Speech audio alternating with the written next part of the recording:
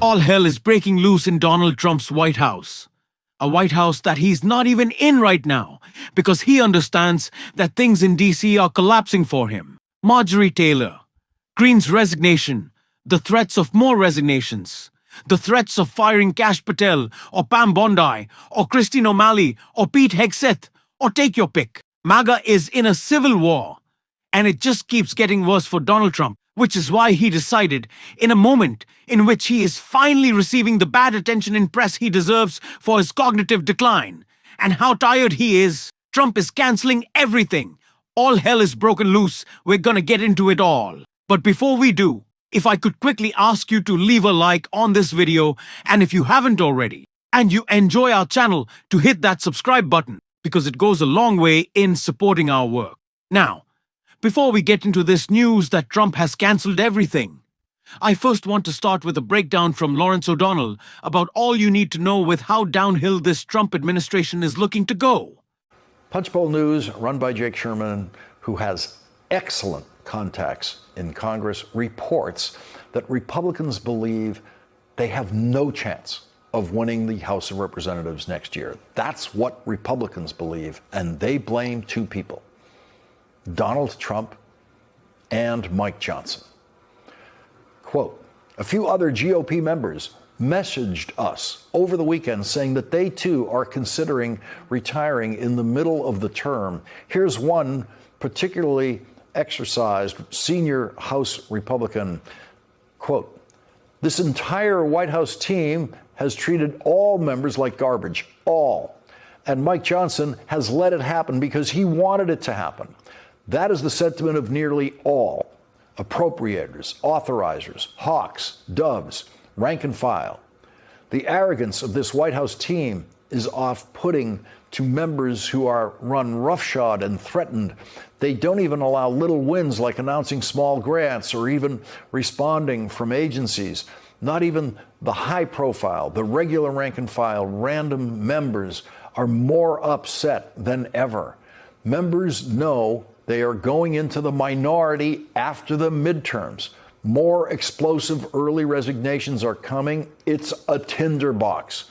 Morale has never been lower. Mike Johnson will be stripped of his gavel, and they will lose the majority before this term is out. That's not a reporter summarizing what the reporter has found. That is a senior House Republican putting it in writing, in a text, saying members know they are going into the minority after the midterms. It's a tinderbox. Morale has never been lower. Mike Johnson will be stripped of his gavel. In other words, the senior House Republican who wrote that is a rational politician who can see that insane policies that hurt voters will hurt the party supporting those policies. You do bad things in government and you lose elections. Things honestly couldn't get much worse, except for the fact that they could, which is so funny. This is the worst it's ever been for Donald Trump. Let's be real about that. Something is shifting when it is not just a public disapproval and hate for Trump, which has always been there. Anyone who thought that that was going to go away fundamentally misread our political moment. But there is a distrust of Trump within MAGA and a realization that a reliance on him is not lasting. And it certainly does not put you in a good position to succeed right now politically. That is what they are waking up to. That is the most damaging thing to Donald Trump. He thrives on a perception of strength, which is deteriorated in every single way throughout this administration. It has gone away politically, physically, mentally. People think Donald Trump is weaker than ever, and they're seizing on it. They're seizing on Donald Trump's weakness. Carolyn Levitt has always boasted that Donald Trump is the most transparent president in history. But the mere fact that he responds to more questions from reporters, he doesn't answer them. He lies his ass off, but he responds. Carolyn Levitt says he's up at all hours of the night. Trump, he's always on the phone, he's always working, he's always in the Oval Office. But that's not what we've seen. That is not true. We've seen him sleep a lot in the Oval Office. We've seen him golf quite a bit. It's what he's doing right now, mind you. But Donald Trump this week, the week that we're talking about, his cognitive decline more than any other. What did he choose to do today? Friday, Saturday, and Sunday. Cancel everything. On Friday and Saturday, Donald Trump has decided that there will be no public events. He will not talk to the press, and he plans on doing nothing. The same, of course, is true for Sunday, and Donald Trump is getting back to DC so late that he's not going to be able to talk to press. He's not going to hold an event. He is doing nothing at all. This comes after the mainstream media finally decided to start reporting. Like we have the New York Times writing shorter days, signs of fatigue. Trump faces realities of aging in office. Aging in office is a polite way to put it. I would say crumbling, like a cookie in milk. Certainly not as sweet. That's for sure. I think Donald Trump's ears just perked up at the thought of sugar. Though I'm sure he's about 3 Big Macs deep before Thanksgiving. Nothing wrong with having a little McDonald's, but the way Donald Trump does it, certainly I hope it expedites the... I'm not gonna say. I think you know what I'm saying though, but I don't need to say it. But, he is aging. He is declining. He has been for some time. I wish this report had come out from the New York Times when Donald Trump was on the campaign trail, screaming about whales and batteries and Hannibal Lecter. Hannibal Lecter, quite frankly. The Hannibal Lecter, I wish they had talked about this. Then we did. We understood it. We knew what was coming and they didn't listen. They're all starting to ask the question, what did I vote for? Marjorie Taylor Greene asked it. Republicans in Congress are asking it. Certainly. Voters are asking that question, and it's all falling apart. And it brings such a big smile to my face. Honestly, tomorrow, when you're sitting down to some turkey, to some ham, some greens, some cornbread, some oxtail, and you just talking about what you're thankful for. Do you know what I want you to say? The Trump collapse and a big smile on your face? MAGA family's there.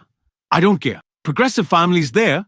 I hope. So I'm thankful for the collapse of MAGA cause that's what I'm gonna say tomorrow with a big old smile on my face cause it just keeps getting better.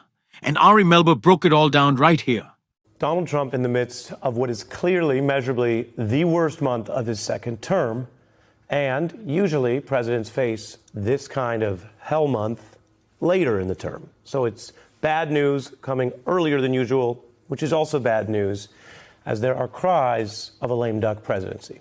Consider within the last day, Trump's revenge cases completely blowing up.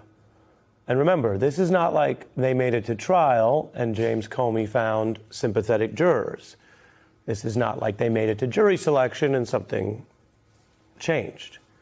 This, by any legal timeline, was a fast failure. And if you're counting, I've mentioned this in our coverage, there have now been 3 losses for Trump, 3 cases against foes, his perceived foes, that have completely fallen apart, and 0 wins. New polls show anger over prices, Americans more upset than the end of Biden's term. Trump's job approval crashing to record lows. As you see, it stacks up on the screen. But we're not done. We are in the middle of this month. Trump also faced that humiliating defeat with both parties telling him to stop hiding the sex traffickers' files.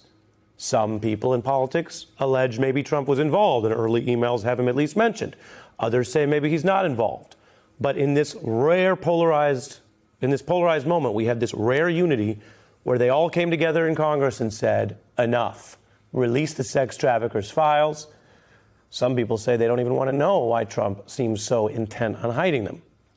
And that means a deadline is now looming, stretching through this month into next for Donald Trump's terrible November to comply. More Republicans defecting, some threatening to leave Congress. And if you go back 3 weeks, Trump lost when the Democrats had that election sweep. And that's how this hell month began for the president. You stack it all up, and even in these busy times with a million phone alerts, and what you see on your screen is overwhelming. Imagine if you were the politician at the center of all that.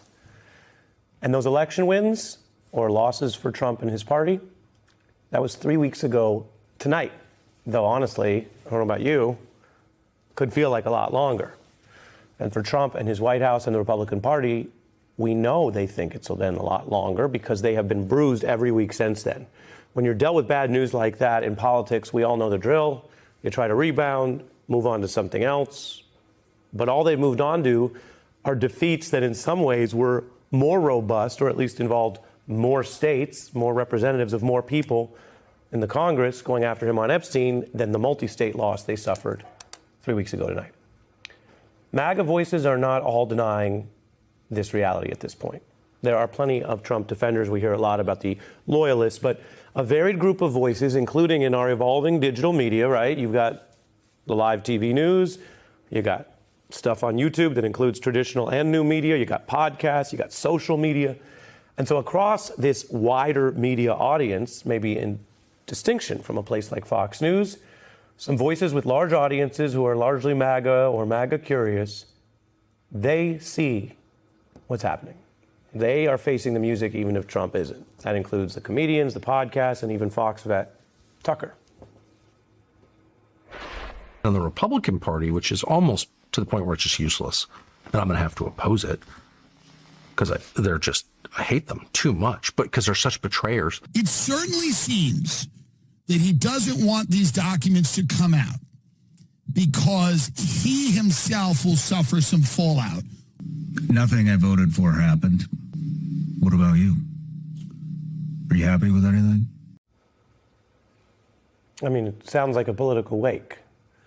And because their audiences, especially Tucker still, include plenty of people who are conservative or Republican adjacent or MAGA, and labels can be simplistic, but you'll notice there's a tone there. They don't necessarily go directly at Trump and say, boy, he messed this all up. He had a good hand a year ago, and it seems like he blew it, spent the political capital quickly, and is still messed up on Epstein. They don't necessarily word it all that way, but that's not positive messaging, what you just heard, obviously, for Trump's Republican Party going into a midterms where Tucker's audience either is going to pull the lever for Republicans or hand the Congress over to Trump's opponents, the Democrats.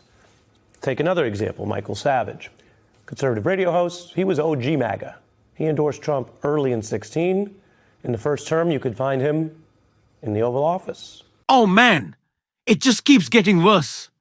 And he thinks that if he runs away, it'll go away. But Donald, it will not. It will not go away. And we are going to continue to talk about it every single day on this show, and every day. I think I'm going to smile more and more as we talk about it. And if you want to support that, as always, you can hit that subscribe button. Leave a like on this video. If you stuck around to the end, drop a blue heart in the comments. Keep on fighting, y'all. Don't let him silence you, and until next time, I'll see you soon.